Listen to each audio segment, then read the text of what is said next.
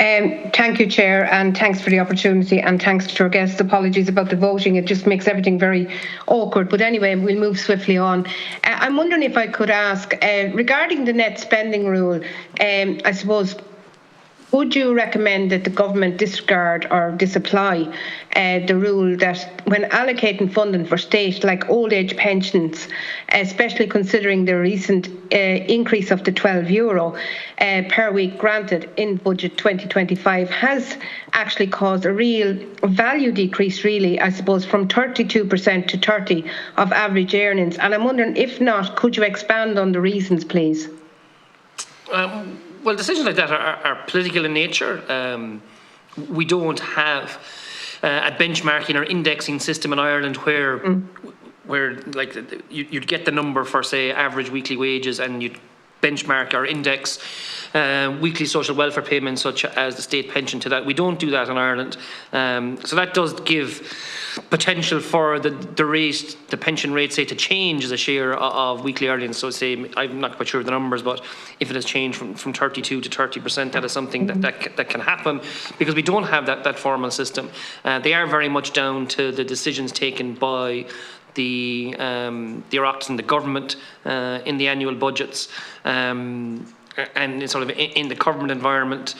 While there might be arguments in favour of benchmarking or indexing those payments, it's not something that's in place in Ireland at the moment. And what's your thoughts on the benchmarking then?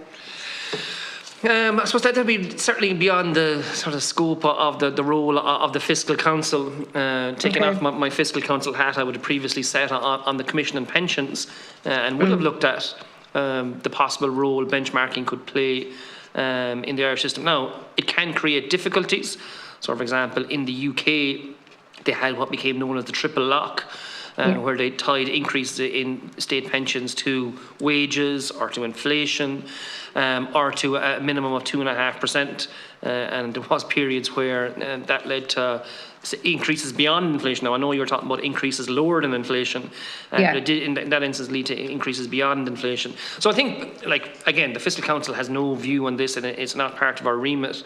But I do think looking at benchmarking indexing is useful for social welfare payments, because they should keep up with what's happening elsewhere in the economy. Whether you do it formally and take the sort of the decision-making ability away from the Oireachtas or the politicians is a bigger step. But I do think actually doing that benchmarking exercise and seeing where those payments stand is important.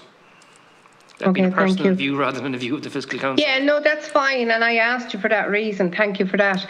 In order to minimise then the risk caused by over-reliance, I suppose, on just three corporations, tax take is as at present, would you recommend the government removal of Funcha Fund's charity status, thus making their rental and other income subject to tax, given that there's a considerable presence in their housing, rental and mortgage market? So I just want to get a feel for that and what your thoughts are on it, please.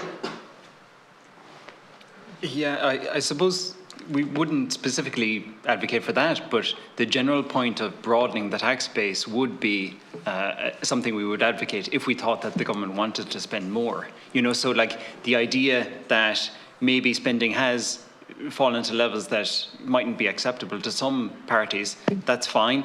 If you want to increase it, either do it in line with a sustainable spending rule or increase taxes so that you can go even further beyond that. But the idea of what we're trying to get across and these types of rules and the whole system that the EU is trying to move towards is one of having sustainability at the heart of it. That if you do want to do more, it should be taxed in a sustainable way. And I think that's the kind of danger with Ireland's corporation tax receipts, is that because they're so concentrated, there's huge risks around what happens one or two companies. We don't know what will happen them.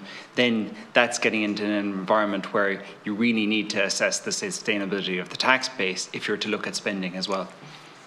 And the vulture funds, then, you feel, then is there anything extra we could be doing to alleviate some of the problems for people around vulture funds, do you feel? Honestly, I don't know. You don't know. No, that's fair enough. And that's all I wanted to ask. And thank you all very much. And Chair, I appreciate the chance. Thank you.